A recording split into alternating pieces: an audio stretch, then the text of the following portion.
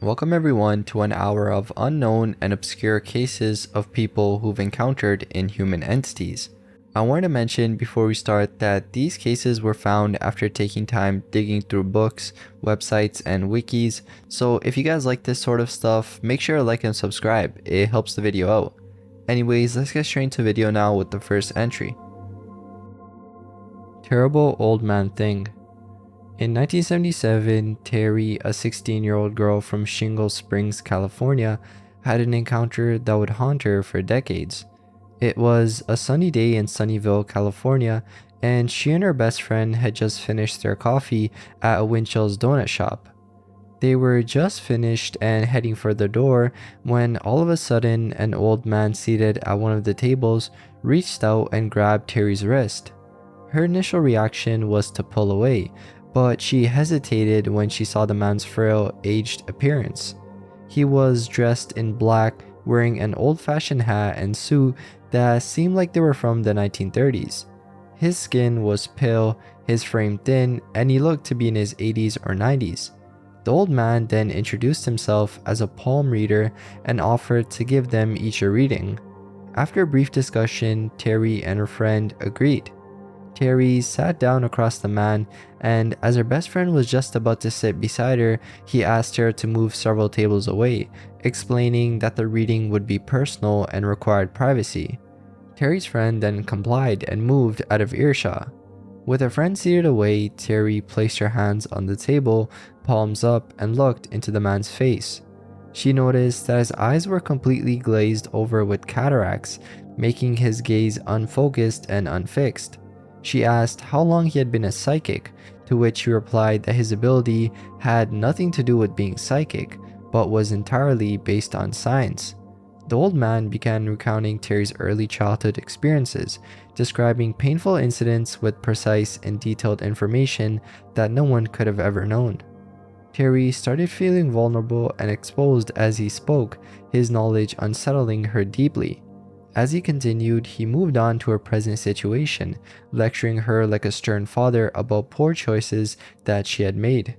All the while, he broke a donut into tiny pieces. Terry's mind then raced, trying to understand how he knew so much about her. It dawned on her that nothing could be hidden from anyone, making her feel exposed, and if nothing is just for herself. He then delved into Terry's future and upcoming world events, describing harsh and brutal scenarios. He warned her that speaking about her UFO experiences would anger powerful government forces, putting her in danger. Throughout, he emphasized that this was all rooted in science. Terry then asked if he saw any success in her future. The old man told her she would not find success and would die of a broken heart. He said it would be a better, stronger woman who would succeed. Terry then began to cry, and he sharply asked if she would lay down and die or stand up and fight.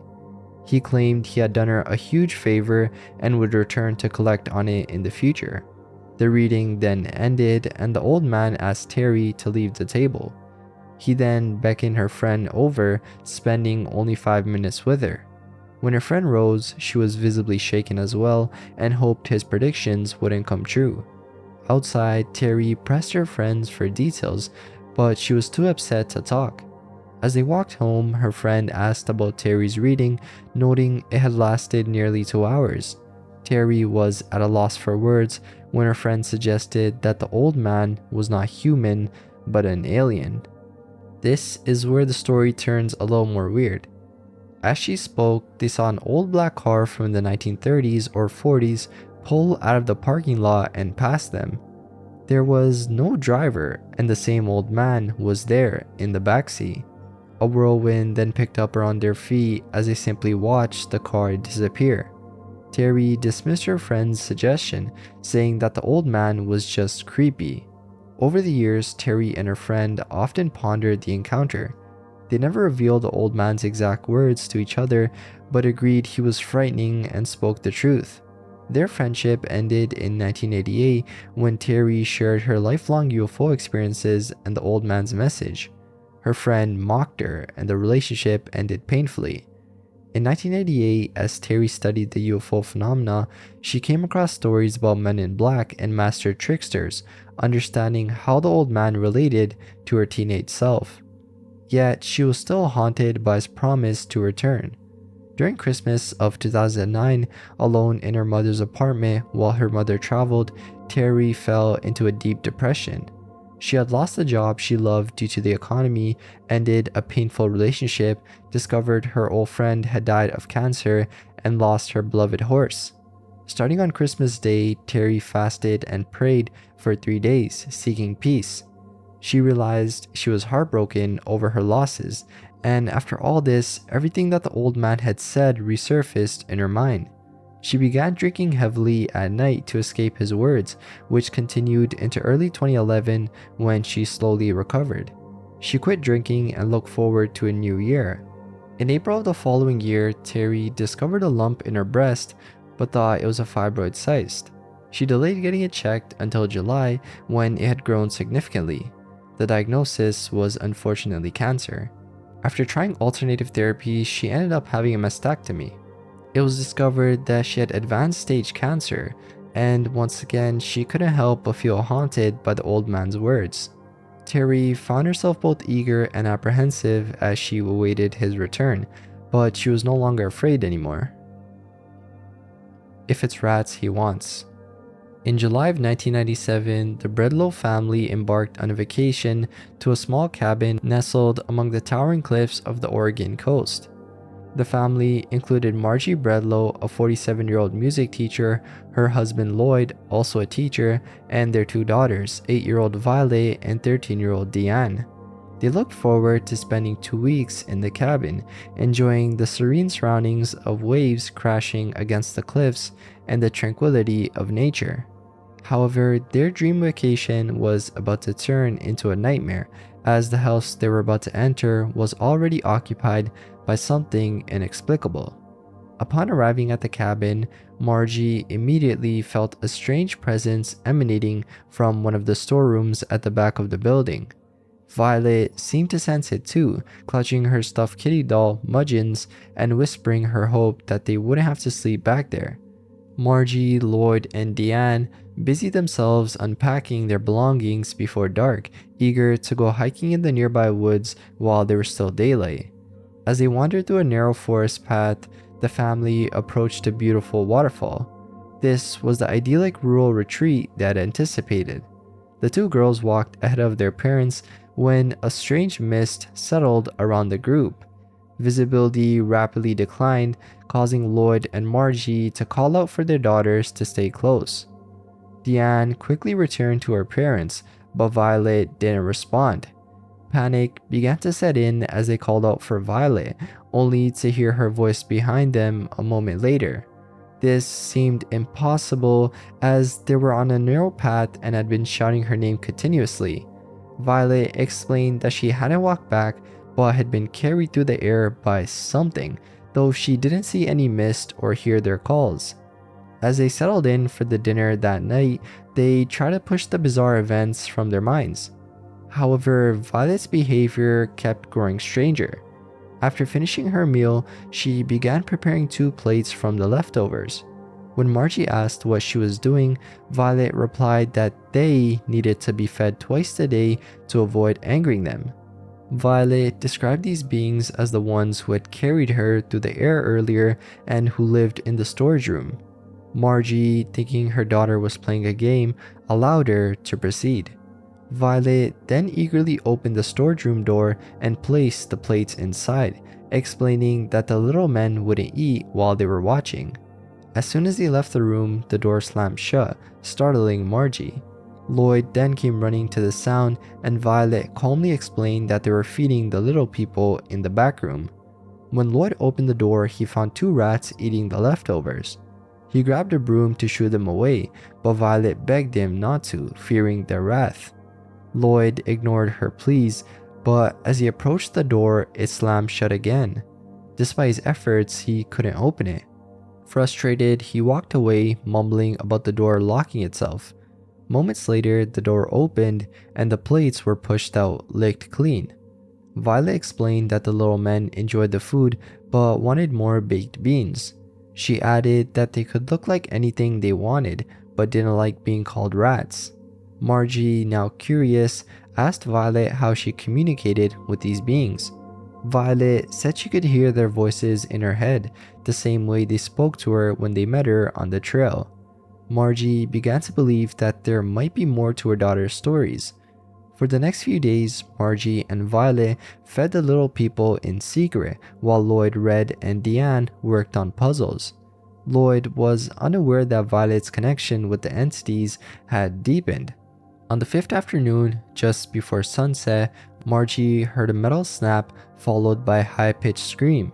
She found Violet clutching her temples in pain, screaming. Margie ran to the storage room and found two small humanoids in green, one trapped in a rat trap. The scream came from Violet, who seemed to share the creature's pain through a telepathic link. Summoning her courage, Margie freed the creature, which vanished along with its companion. An angry voice declared, "If it's rats he wants, it's rats he gets." Margie barely had time to process this when Deanne ran in, screaming about rats. Dozens of rats had appeared, overrunning the cabin. Realizing that they had no choice, the Breadlow family quickly gathered their belongings and fled. Margie remains convinced they'd encountered something beyond explanation, believing that her daughter had formed a connection with these mysterious beings. Shadow at Eliaville. The Eliaville monster, often described as a towering shadowy figure standing 7 to 8 feet tall, is said to roam the fields and cemeteries of Boone County. This entity is reportedly aggressive and carnivorous, with legends suggesting that if one parks their car in these rural areas between 1 and 3 a.m. and screams into the night, the beast will chase and consume them. It was this legend that caused a group of friends to decide to investigate the phenomenon. They used directions from the internet posted by a previous visitor to find their way to Eliaville. After following gravel roads, they eventually found a simple green road sign that read Eliaville. They continued their drive, observing their surroundings carefully. They didn't see any creatures or signs of recent disturbances like bones or abandoned cars, but several unsettling sights had caught their attention. These included part of a cornfield appeared to have been smashed through, likely by a vehicle, and a relatively well-maintained house had its windows broken. There were even tire marks on the road indicating erratic driving. As they ventured deeper into the area, they noticed a strong smell of decaying meat. The temperature was unusually cold for a summer night, which added to the eerie atmosphere. One of the friends, KJ, sitting in the back of the car, complained of severe stomach cramps, which he claimed always occurred before something bad happened. Their exploration then took a disturbing turn when one of them, looking out the window, saw a human head lying sideways on a tree stump a few feet from the road. The blood was still fresh and the eyes were wide open, staring directly at them. The witness immediately tried to close the window but found it locked. He shouted for the driver to close it, and after describing what he saw, they decided to leave Eliaville and return to Indianapolis. Once they were back in familiar territory, the witness suggested reporting the incident to the authorities. However, his friends argued it would be pointless. They believed that outside law enforcement would not find enough evidence to take any action. By the time the police arrived, the head would likely be gone. They considered that traces of blood might remain, but these would be virtually meaningless without more substantial evidence. Additionally, Eliaville did not have its own law enforcement, so it would take time for patrol cars to reach the area. The witness was deeply shaken by the experience, noting that was his first time seeing fresh death, and even typing out his account caused his fingers to tremble, and he couldn't help but think it was the Shadow Man that caused all of this. It looked like a cat with no skin or ears. In late May of 1998, a forum user known as Over and Under frequently visited a friend who had recently moved to an old house near the New York border by the Berkshires. The visits were always enjoyable and the friend was always in good spirits. However, about 4 months later, a visit revealed a stark change. The friend, usually upbeat, was terrified. Reluctant at first, he eventually shared a bizarre incident that left him shaken. One night, around 3 a.m., while heading downstairs for a drink, he encountered a mysterious figure sitting on his stairway. In the darkness, the only visible feature was its glowing eyes. The figure's shadowy presence was enough to instill a deep sense of unease. Over and Under, skeptical but curious, decided to stay the night. That evening passed without incident, and for a few weeks everything seemed to return to normal. The friend's demeanor improved, and the strange encounter was almost forgotten. As November approached, Over and Under and a few friends planned a camping trip in the Berkshires. They decided to use the paranormally inclined house as a base to prepare for their adventure. The group stayed the night at the house, and around 12:30 a.m., Over and Under woke up to use the upstairs bathroom. It was then that they had their own terrifying encounter. In the dim moonlight, a faint apparition sat on the staircase. The figure resembled a cat, but with no skin or ears. Its glowing eyes and long tail made it clear that this was no ordinary animal. Larger than a typical cat, it stared intently at the witness. Over and Under, paralyzed with fear, screamed and ran back into the room, waking everyone else. The group listened in disbelief as Over and Under described the so-called freak animal that they had seen. Only the friend who had experienced the shadowy figure months before believed the account. Determined to find an explanation, the group armed themselves with brooms, mop sticks, and kitchen knives the next morning and searched the house. Despite their thorough search though, they found no trace of the creature at all. Over and Under considered the possibility that it might have been a large rat, but the size and behavior didn't match any rodent that they had ever seen in their lives. The creature had sat like a cat, but its features and size were all wrong. As time passed, Over and Under remained in contact with their friend, who occasionally reported glimpses of the same creature in the same spot. Each sighting brought back the fear and confusion of the initial encounter. The friend continued to live in the same house, but could never fully shake the feeling of being watched by this mysterious inhuman entity. Just trolling. In February 2014, during the approach of a storm Ruth in southern England, a peculiar sighting occurred, reported by a 25-year-old student traveling by train back to London after visiting his parents.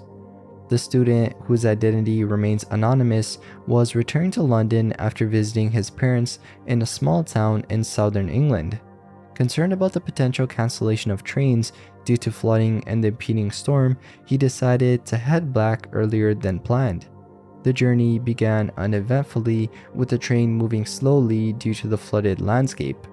As the sun began to set, the student drifted in and out of sleep. At some point during the journey, the student awoke to a shocking sight. Through the window on his left, he saw a massive figure running through the waterlogged fields. The figure was about 3 meters tall, with water reaching its knees. Initially, the student thought he was hallucinating, but as the creature approached the slow-moving train, he realized it was something far more unusual. As the creature drew closer, the student could see that it was fully covered in hair, except for its bald face and chest. Its eyes were reminiscent of a gorilla's, but it had long ears like a wolf and short white horns. The student described the creature's appearance as monstrous, more likely a troll from a fairy tale than an abnormally tall human.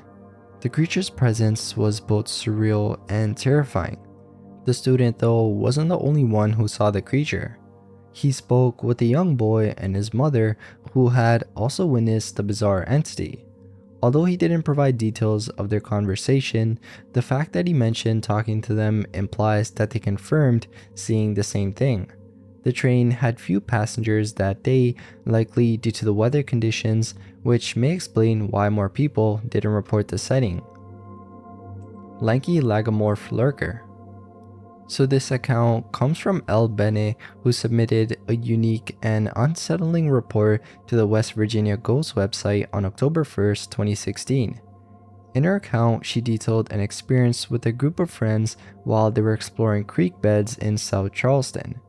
Her friends had previously shared similar stories, but Elle remained skeptical until she found herself at the center of a terrifying encounter. The group arrived at the creek bed, which was nestled in a low valley lined with rocky overhangs. As they ventured further, the sky turned pitch black, and a shadowy black dog appeared at one end of the creek. This creature, resembling a hellhound, moved upstream toward the group but vanished when it got too close. The sudden disappearance of the hellhound left the group unnerved, but what followed was even stranger. Elle described seeing a creature about 3 feet tall with leathery skin. It stood on 2 legs and perched on a rock, moving in a hopping motion. The creature had dark skin with disproportionately long and thin limbs, and a head like a rabbit with long ears.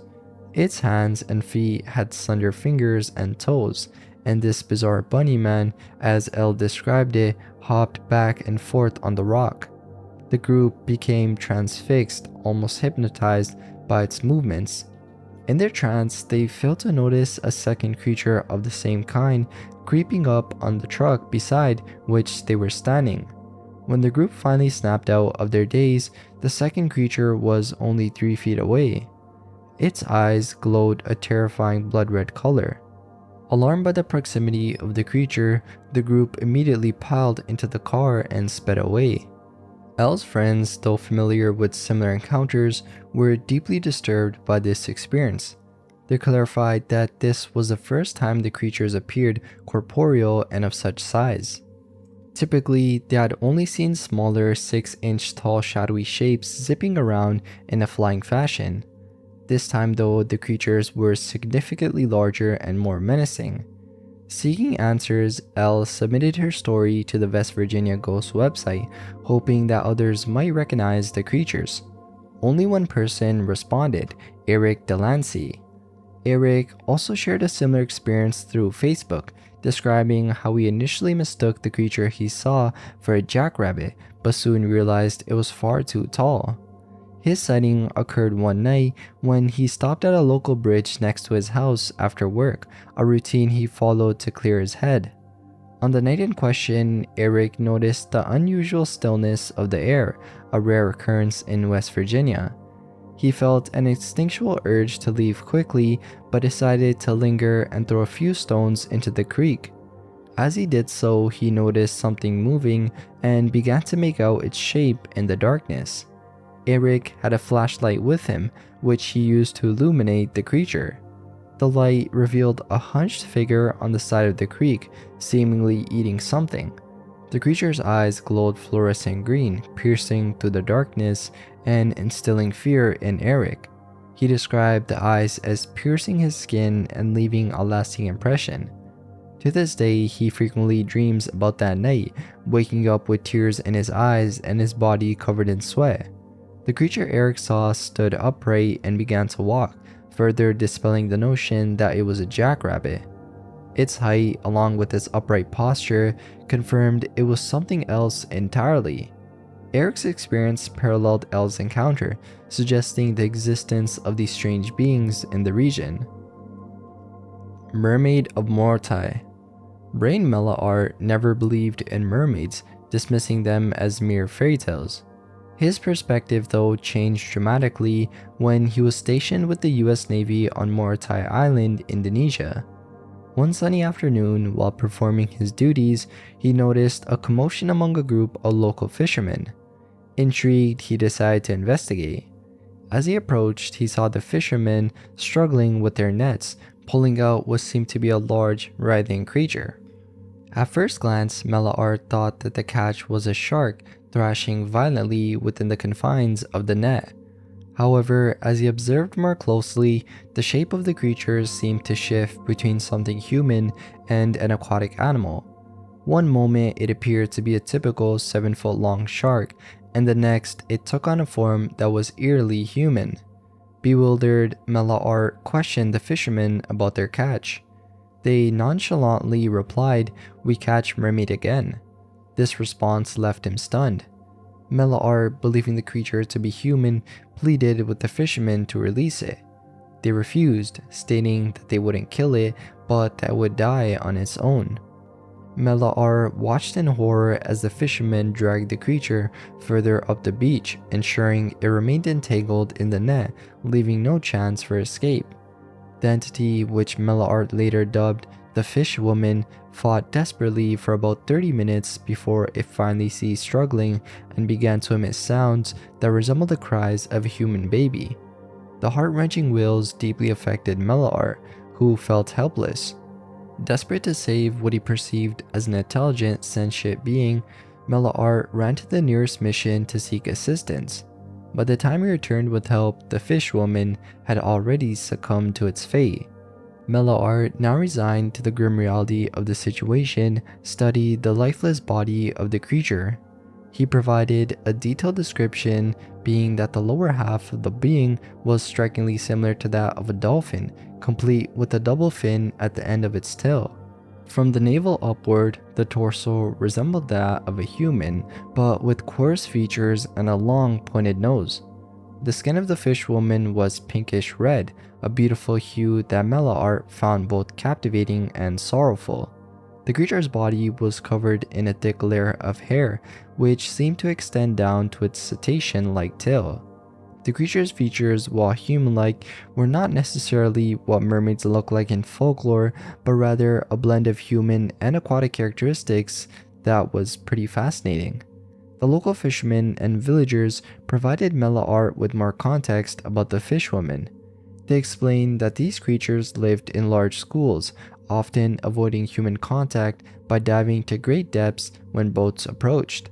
At night, the fishwoman would sometimes pull themselves onto the beach using their hands, which had an unusual anatomy with 4 fingers and 2 thumbs. The islanders had grown accustomed to their presence and thought nothing of capturing and eating them, viewing the creatures as just another part of the island's natural fauna. Mellar was particularly struck by the villagers' casual attitude toward the fishwoman. They recounted that these beings were extremely shy and would disappear at the first sign of humans. Despite this though, the fishermen had developed techniques to ensnare them, considering their capture as routine as catching any other sea creature.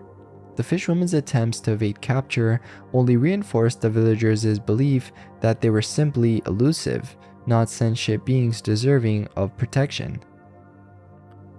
Ogre of the thecisus.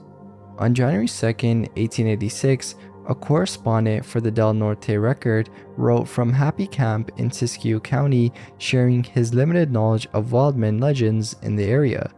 He admitted that he had not been aware of these tales until they gained attention through the record. However, he recounted a story told to him by one of Happy Camp's most trustworthy citizens who had experienced something really strange while hunting. The citizen described seeing a creature standing about 150 yards away, picking berries and tender shoots from nearby bushes. The creature had a humanoid form but was hairless except in areas where hair is common in humans, like pubic regions and the face, with a notable beard. Its head resembled that of a bulldog with short ears and long hair. It made high-pitched noises similar to a woman in fear. The witness could not see any footprints due to the hardness of the soil though. Mr. Dover, stunned by the creature's presence, found himself unable to shoot at it despite aiming his firearm several times. He ultimately decided against it because the creature appeared too human. The area where the sighting occurred is located between Marble Mountain and Happy Camp. Other reports from the region mentioned similar sightings, although descriptions of the creature's height varied, with some accounts suggesting it was taller than Dover's estimate. The creature appears to be herbivorous according to Dover's observation, and the correspondent speculated that it might make its den in caves within the Marble Mountains during winter. Indescribable lurker of Lanternam. In the southwest Welsh region of Tafaen lies Lanternam, an electoral ward that was home to a young man named Edward Frank sometime before 1813. One night, as Frank was walking home, he heard footsteps approaching him. What he saw was tall, dark, and utterly beyond explanation. Frank, intrigued and unsettled by the voice, peered through the darkness to glimpse the figure coming toward him. The sight he encountered was described as dismal, a very tall entity of some kind. Despite his growing dread, he managed to shout a threat at the being before him, demanding in the name of God that it move out of his way or he would strike it. To his astonishment, the entity vanished immediately. Frank's night did not end there though. After the entity disappeared, he was suddenly overwhelmed by panic, losing all sense of direction and memory of his location. In his disoriented state, he noticed two additional objects that were light brown and pulse-shaped. These mysterious objects only intensified his fear and confusion.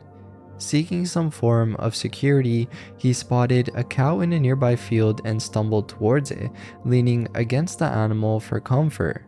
He remained there for a while, using the cow as the barrier against the unknown entities. Eventually, when the tubular figures vanished, he sought out human contact and shelter. Frank noticed the light of a house and recognized it as a home of a woman he knew. Desperate for help, he knocked on her door and called out in a trembling voice. The woman, recognizing him as her distressed neighbor, let him in and offered him a place to stay for the night. Another guest in the house, a religious man named Abraham Llewellyn, heard Frank's story and later recounted it to Reverend Edmund Jones. Reverend Jones then included this account in his book A Relation of Apparitions in Wales. Little People of Metcalfe County. In south-central Kentucky, within Metcalfe County, lies the small town of Summershade. The area is defined by hills, hollows, mountains, valleys, and stone-bottom creeks. Thick forests cover much of the region, vastly different from the marshy lowlands of western Kentucky. Hidden within these forests are entrances to numerous dark caves that lead to murky caverns extending deep underground, connecting to the world's largest known cave system, the nearby Mammoth Caves.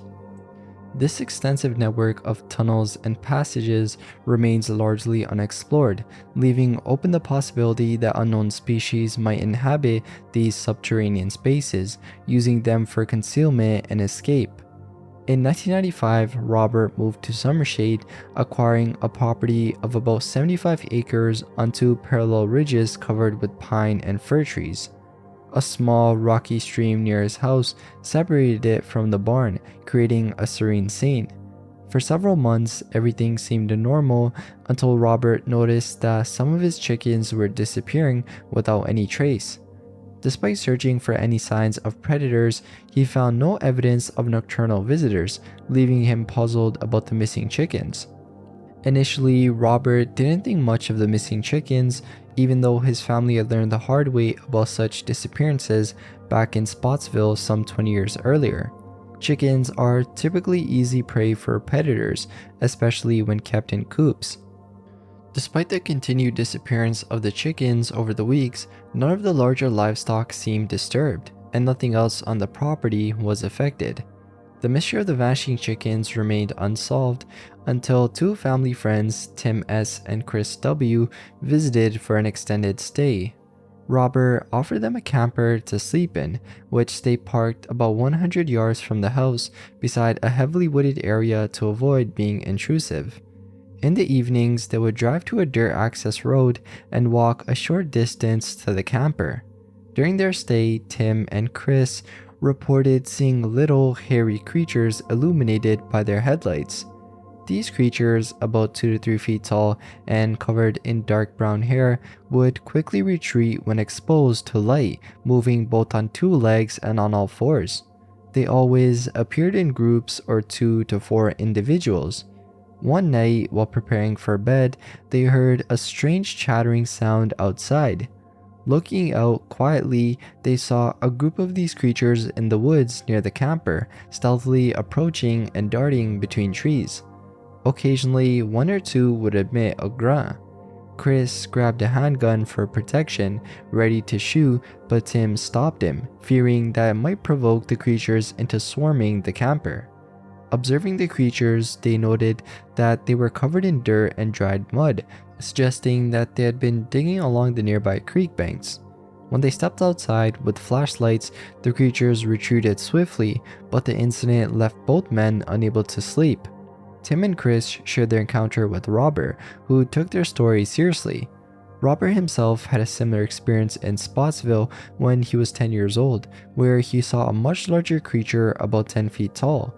Although he didn't think the smaller creatures could pose a significant threat, he underestimated the advantage of their numbers. This realization came one evening when Robert, Tim, Chris, and Chris's father, James, were searching for a missing horse after dark. As they searched the forested area near the camper, they noticed small figures moving swiftly and silently through the trees.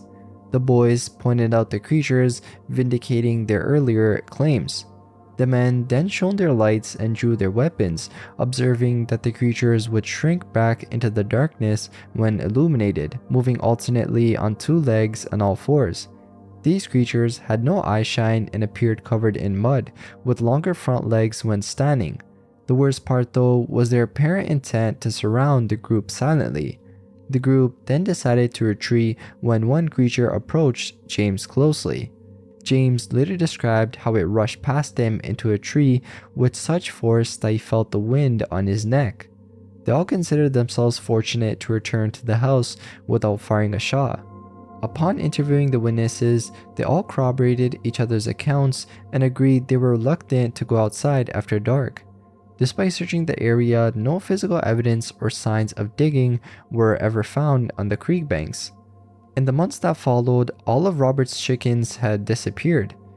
Business and personal commitments kept Robert from returning to Summershade for several months. In May 1998, another sighting also occurred, this time by Robert's son DJ and a friend. DJ's grandmother had moved back from Arizona and set up a trailer near Robert's house, buying 3 dairy cows. One day, DJ and his friend noticed a cow being chased by one of the strange creatures, slightly larger than those previously seen, about 4 to 5 feet tall. The creature moved with the same curious gait and looked dirty. It only stopped chasing the cow after running into a barbed wire fence. The boys found a footprint left by the creature before a thunderstorm had erased it. They described it as a human-like print with split hoofed toes. Black-eyed waitress. About 3 years ago, a man was sitting in a local coffee shop in upstate New York during a road trip. The restaurant was empty except for him and the night waitress. She was pleasant and talked a lot, offering places to check out while he was in town. She seemed incredibly astute, almost prescient, even guessing his age almost to the day and month, and predicting things he was planning to do the next day. It was all very lighthearted, and he thought he had really lucked out by meeting such an easygoing, smart young lady. At closing time, she went to the back, likely to put some cash into the safe. He was just sitting there thinking about what time he wanted to get up and hit the road again the next day. He briefly considered inviting her for a few hours of relaxation, but decided instead to remember the store and to stick his head in to say hi next time he passed through the area. He got up and knocked on the door in the back of the coffee shop where she had gone. By this time, there were only 2 dim lights in the main eating area and barely any lights in the back room. He then opened the door and saw the woman standing facing him in the back of the dark room. Her skin had turned a clammy, cracked olive color, and her eyes were completely black with no white at all. Her eyes and mouth were also wide open, and she was making spine-chilling sounds he couldn't understand, but they were definitely not sounds of goodwill. He screamed and saw her start moving from one spot to another in the room, not running, just moving. Her clothes now looked old, and she moved incredibly fast. The back of the room must have been about 15 feet away, and she darted from one side to the other at an impossible speed. Then she ran directly at him, and he was now standing away from the door in the middle of the restaurant. He got out of there and jumped into his car, still seeing her nightmarish face in the restaurant, darting to every window at an impossible speed.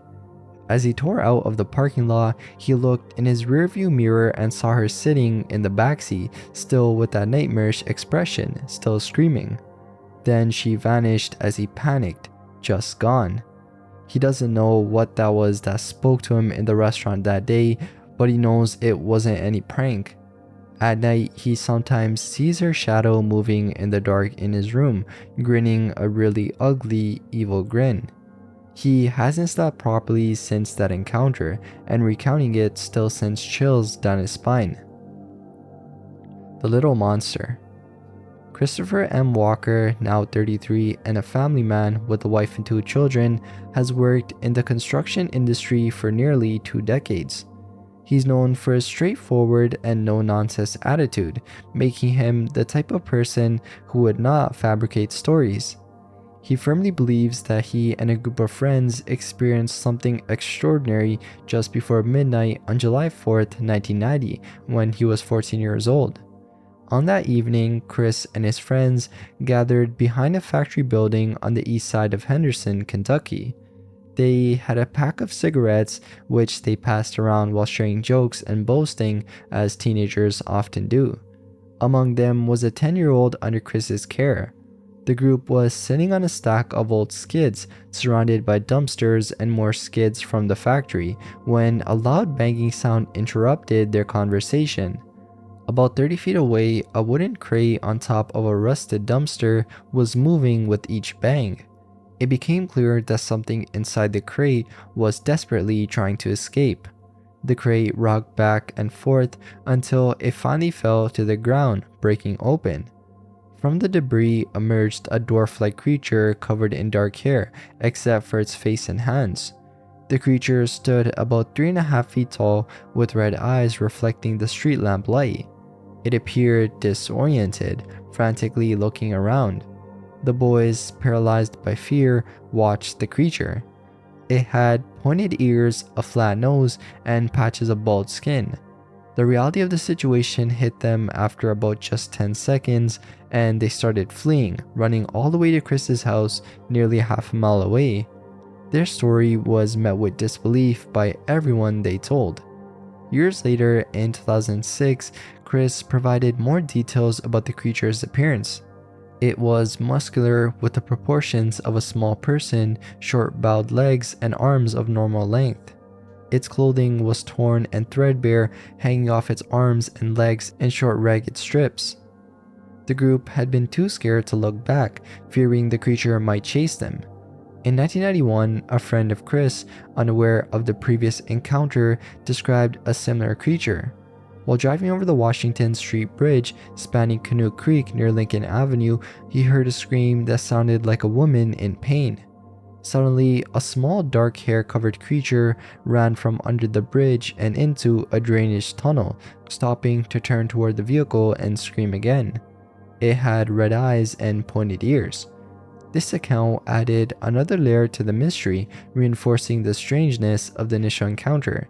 In a follow-up interview in 2008, Chris reaffirmed that the encounter was the scariest moment of his life.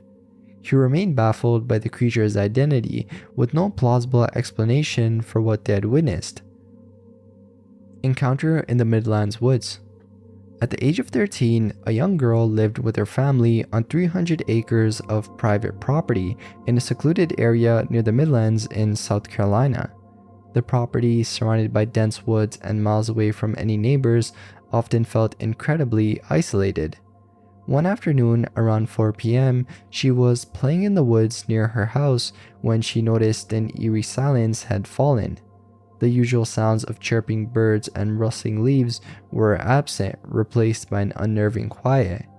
It was then that she felt an intense sensation, the kind that prickles your skin when you know you're being watched. But this feeling was far more sinister. Looking up, she saw, perched in a tree about 20 feet away and 18 feet high, a terrifying creature. It resembled a pterodactyl with a humanoid form. Its skin was a disturbing blend of brown and clay, and its eyes were a vivid blood red. The creature had bat-like wings and sat hunched on its legs, poised as if ready to leap into the sky. Sharp claws then gripped the branch where it perched. Although the girl couldn't precisely gauge its height, she knew it towered several feet above her 5'7" frame. The creature's tiny, beady eyes exuded a palpable intelligence and malice. It watched her and her sister with an intensity that made her feel as though it was moments away from deciding whether to attack or carry them off. The creature's stare was filled with such hatred that the girl instinctively gasped and began screaming, hoping the noise would scare it away like it would with birds. Despite her efforts though, the creature remained unmoved, its red eyes continuing to bore into her with unwavering malice. Desperate, she picked up a large rock and threw it, but it had no effect.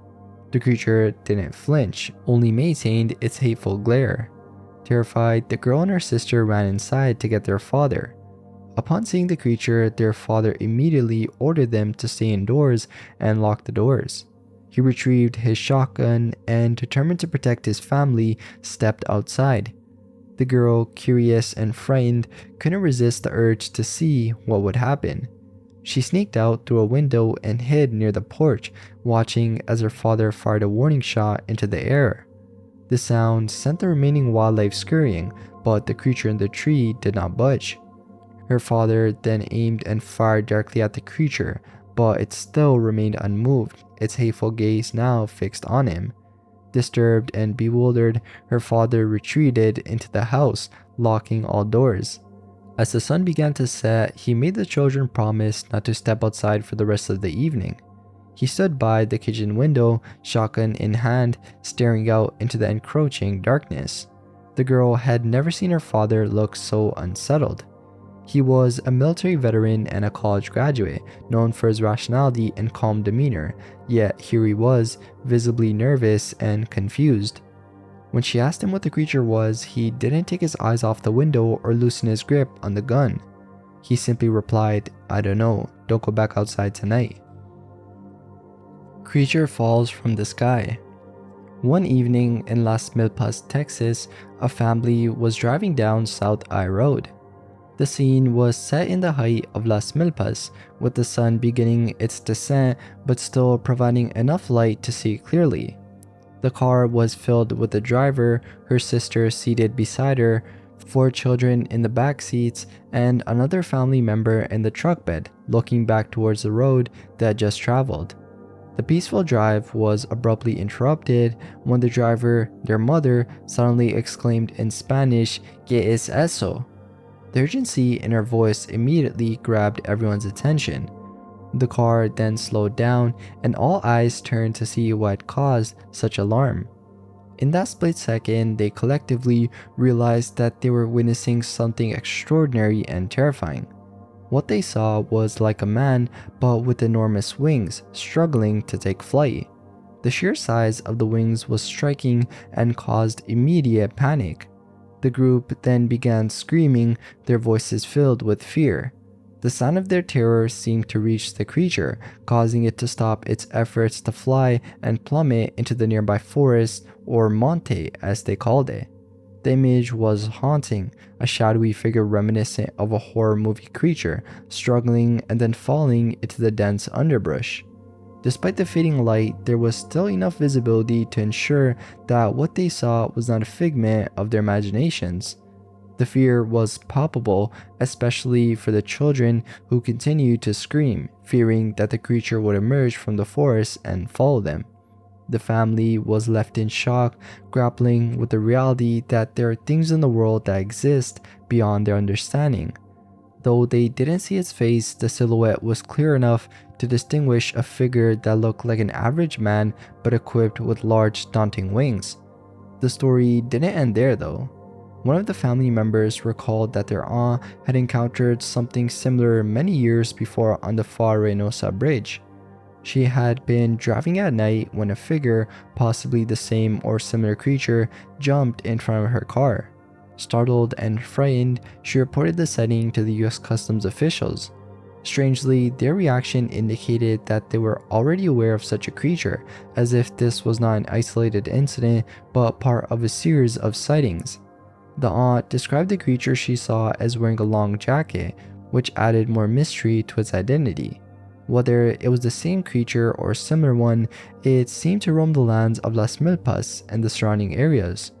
There were whispers and stories circulating through the valley, suggesting that sightings of this winged being were not uncommon.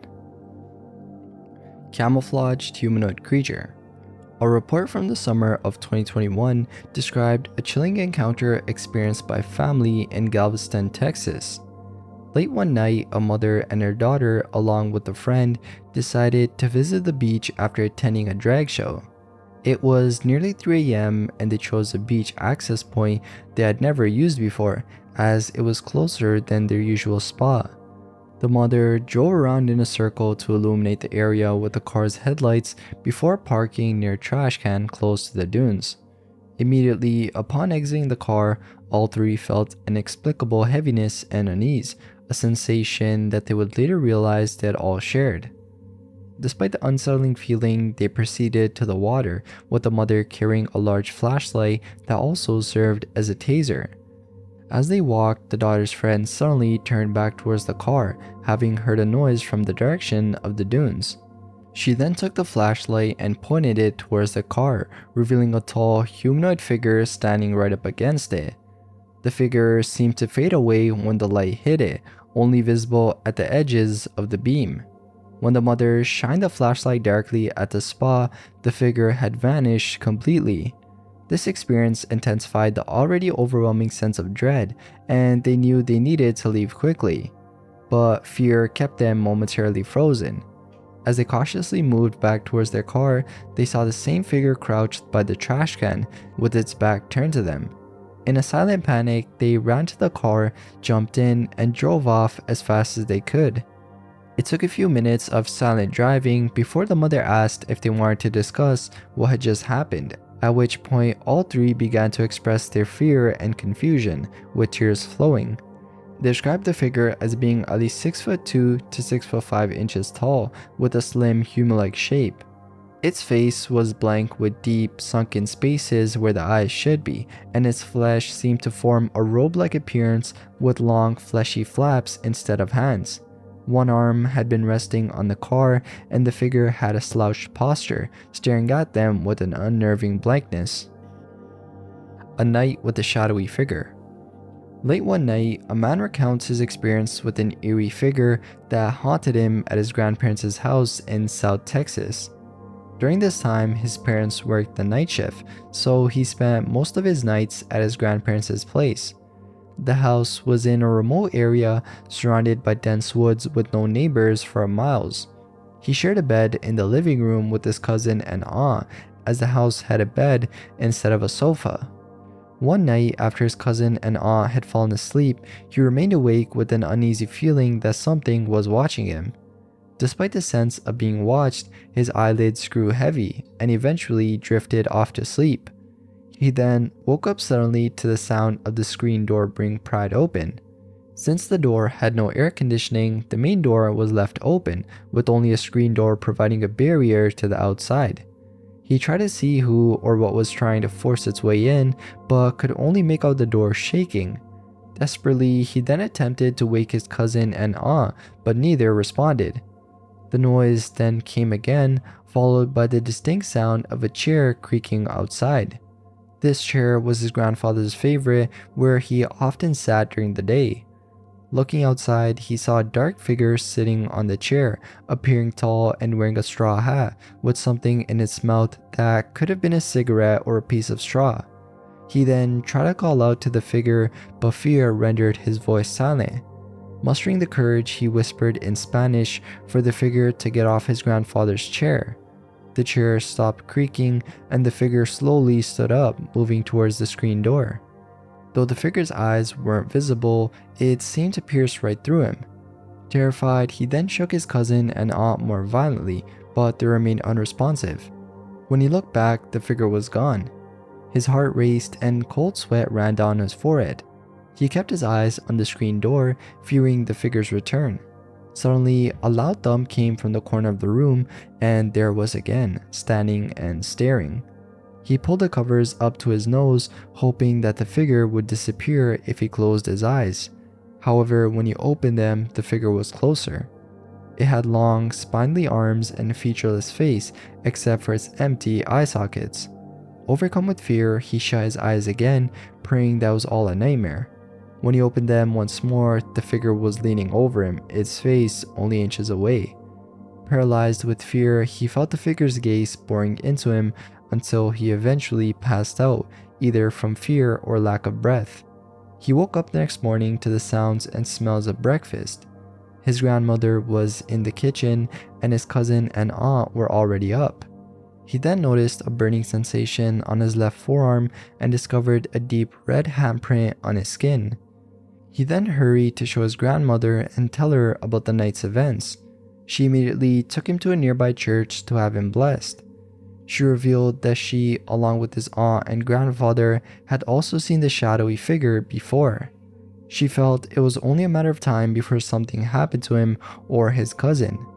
After that day, he no longer saw the shadowy figure, and the handprint faded after a few days. His parents thought a relative had hit him, but they didn't believe his story. Although he never saw the shadowy figure again, he occasionally heard the creaking of the chair late at night.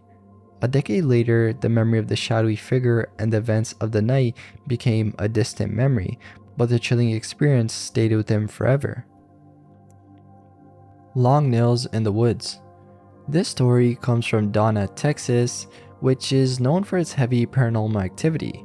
The account was shared by Maria, who recounted a terrifying experience that happened to her mother's friend years ago. In Donna, Texas, a mother was deeply troubled by her son's behavior. He was consistently mean and disrespectful, leaving her in tears and at a loss for what to do. One day, as was his usual pattern, he had another outburst and stormed out of the house. The area around their home was dense with woods and trees, creating an eerie setting. That night, the son returned home in a state of utter panic. He was running, crying, and covered in scratches and blood. His mother, alarmed and worried, asked him what had happened. The boy, traumatized and barely able to speak, described a horrifying encounter.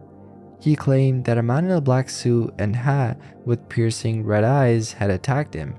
The man had long, sharp nails, which he used to scratch the boy all over his face and body. The son added that the man had threatened him, saying that if he disrespected his mother again, the punishment would be even worse. The mother was shaken by her son's account. The scratches and terror in her son's eyes convinced her that something supernatural had occurred. Fishing trip encounter. This story dates back to the year 2000. It involves a fishing trip taken by two best friends, eager for a change of pace and some time by the sea. They decided to visit the Port Mansfield Pier, a popular spot with free entrance. They set off at 5 p.m., driving along the deserted Highway 186. The daylight hours passed uneventfully as they enjoyed the fresh breeze of the sea and the peaceful atmosphere. As night fell, they continued their fishing, immersed in the tranquility of the pier. By 3 a.m., they decided to pack up and head back home to McAllen, hoping to avoid the early morning traffic on Highway 281. They loaded their fishing gear into the trunk of the car and began their journey back. Around 4 a.m., driving along the lonely stretch of Highway 186, they approached a bend in the road. They were traveling at about 80 miles per hour, eager to get home. Suddenly, out of the corner of Guillermo's eye, a large silhouette emerged from the woods on the side of the road, about 10 feet ahead of them. The car's headlights revealed a dark figure walking on 4 legs. Initially, they thought it might be a cow or a longhorn, as this was a country road. But to their shock, the creature stood up on its hind legs. Paralyzed with fear, Guillermo floored the gas pedal, trying to put as much distance as possible between them and the mysterious figure. As they sped away, they glanced back and saw the creature leap across the road and disappear into the brush on the other side.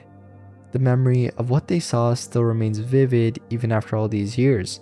The The creature had slanted eyes that glowed red in the darkness, and its skin was a mix of gray and dark brown. A ghost prisoner. In 1991, an individual began working at the Far Police Department as a dispatcher at the old police department located on Clark Street. After completing the initial training week, the dispatcher was assigned to work alone during the graveyard shift. One night around 3 a.m., the patrol sergeant was in the radio room conversing with the dispatcher. After a few minutes, the sergeant decided to leave to get something to eat. Before departing, the sergeant checked the cell area and waved at the dispatcher through the video monitor, indicating that everything was fine and that there were no prisoners. The dispatcher watched through the monitors as the sergeant drove off from the back of the building, noting that all the cell doors were open. The night was exceptionally slow, with minimal radio traffic and no incoming phone calls. The dispatcher's attention was fixed on the video monitors when a startling sight appeared. A man was seen walking out of one cell and into another. Believing it was a prisoner who had somehow gone loose, the dispatcher promptly reported the incident to the sergeant. The sergeant returned immediately and conducted a thorough check of the entire cell and booking area, only to find nothing. Throughout this time, the dispatcher had not heard any doors open or close, which was peculiar because the sound of the doors opening and closing was typically audible whenever anyone entered or exited the building. After completing the inspection, the sergeant inquired about what the dispatcher had seen. The dispatcher described observing a young man wearing a short-sleeved t-shirt and jeans, though the man's face was not visible as he was facing away from the camera. The sergeant responded, "Oh, it was just Froggy." Being new to the department, the dispatcher had no idea what the sergeant was talking about and asked for clarification about who Froggy was. The sergeant explained that Froggy was a prisoner who had hanged himself in one of the cells and was believed to haunt the place. As time passed, the dispatcher spoke to several other individuals who shared similar experiences. Each account reinforced the belief that the apparition of Froggy was a common occurrence within the facility. The figure the dispatcher saw was solid, not transparent, and appeared just like a normal person, which made it difficult to believe at first that it was a ghost. The incident left a lasting impression, and the story of Froggy became an unsettling part of the dispatcher's memories while working at the Far Police Department. This experience was not an isolated event though. Many others who worked or visited the old police department had recounted similar sightings and encounters with Froggy. The details of these stories varied, but the common thread was the appearance of a young man who seemed real and tangible, not a spectral figure one would typically associate with ghostly apparitions. One officer shared his encounter during a routine night shift. He had been patrolling the hallways when he noticed a figure standing at the end of a dimly lit corridor. Approaching cautiously, he saw a young man dressed in casual clothes, just standing there silently. The officer called out, but there was no response. As he moved closer, the figure turned and walked through a closed door, disappearing from sight. Shocked and bewildered, the officer checked the door, only to find it locked and undisturbed. And another account came from a custodian who worked the late shift, responsible for cleaning the offices and cells after hours. One night, while mopping the floors near the cell area, he heard footsteps echoing in the otherwise silent building. Looking up, he saw a man walking down the hallway. The custodian called out, thinking it might be a late working officer or visitor, but the figure continued without acknowledging him. Moments later, the man turned a corner and vanished. When the custodian reached the spot where the man had turned, there was no one there, and the hallway was empty. And the legend of Froggy kept growing, becoming a part of the department's lore. New employees were often briefed about the ghostly encounters, some taking the stories with a grain of salt, while others remained skeptical until they had their own experiences. Lizard Man of Scape or Swamp. In the summer of 1988, a creature began to haunt the woods and small towns of Lee County, South Carolina, particularly around the Scape or Swamp area. The locals quickly dubbed it the Lizard Man due to its alleged green, scaly body, which evoked images of the creature from the Black Lagoon. Basically, public awareness of this creature began on July 14th, 1988, when the Wade family contacted the Lee County Sheriff's Office with a strange and disturbing claim. They reported that something wild and animalistic had attacked their 1985 Ford. The vehicle appeared to have been clawed and possibly bitten by something large, powerful, and savage, particularly on the hood. Deputies responded despite the odd nature of the call. The ways were accurate in the report, being that the vehicle was severely damaged. Also, there were footprints in the muddy area around the car. Sheriff Liston Truesdale was then called in due to the unusual nature of the prints. Some suggested that the prints could belong to a fox or a bear, though others noted human-like qualities. News then quickly spread in the close-knit community, and locals soon gathered to see what happened. While examining the scene, they learned that people in the Browntown community had been seeing a strange creature about 7 feet tall with red eyes. Descriptions varied, with some describing the creature as green and others as brown. They suspected it might be responsible for the damage to the Ways' vehicle. This publicity prompted Chris Davis, who was 17 at the time, to come forward. His father, Tommy, had seen the media coverage and contacted Sheriff Truesdale, bringing his son to share his story. In 1988, Chris was working at a local McDonald's. On the night of June 29th, about 2 weeks before the Wade incident, Chris was on a late shift and didn't finish work until after 2 a.m. His journey home required him to take a road through the swamp, a heavily forested part. Minutes into his drive though, he had a blowout. Chris pulled up at a crossroads and, by the light of the moon, changed the tire. As he was finishing and putting his tools back into the trunk, he saw something emerge from the trees. It was large, human-like, with glowing red eyes and 3 fingers on each hand.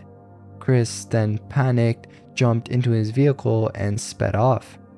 What he described next was truly terrifying though. Chris looked back and saw something running across the field towards him. It was about 25 yards away and he saw red eyes glowing. He then ran into the car, and as he locked it, the creature grabbed the door handle. He could see it from the neck down, the 3 big fingers, long black nails, and green rough skin. It was strong and angry. Looking in his mirror, he saw a blur of green running. He could see its toes, and then suddenly it jumped on the roof of his car. Chris thought he heard a grunt and saw its fingers through the front windshield, where they curled around the roof. He then sped up and swerved to shake the creature off. The reports didn't stop there though. Sheriff Truesdale received more accounts, leading to a near X-Files style dossier being compiled. One notable account came from Johnny Blythers on July 31st, 1990. He described an event from the previous night, driving home with his mother Bertha May Blyther and 2 sisters. They were passing through the scape or swamp area when Johnny mentioned the lizard man, expressing disbelief. Shortly after, a creature jumped out of the bushes onto the road. His mother swerved to avoid it, and it seemed like the creature was going to jump on the car. Johnny's mother also provided her account, describing a big brown figure that jumped at the car window, causing her to swerve to protect her daughter. Tamasia Blyther's, Bertha's daughter, also gave her statement. She described the creature as tall, brown, with a big chest and large eyes. She noted that her mother was so scared she held her heart all the way home. These encounters continued to perplex the community. Lyle Blackburn, a Bigfoot investigator, uncovered additional reports of the beast dating from 1986 to well into the 2000s. Blackburn proposed that the descriptions of the beast being brown didn't align with the reptilian nature. After conducting a personal on-site investigation, he suggested that if a Bigfoot-type creature dwelled in watery bottomlands, it might become covered in algae-rich mud or moss, explaining its green, wet-like appearance. This theory though didn't account for the 3 fingers, but suggested that greenish mud that has dried and cracked could give a scaly appearance. So that ends the video. Thank you all for watching. If you have any suggestions, leave in the comments, and I'll see you in the next one. Bye.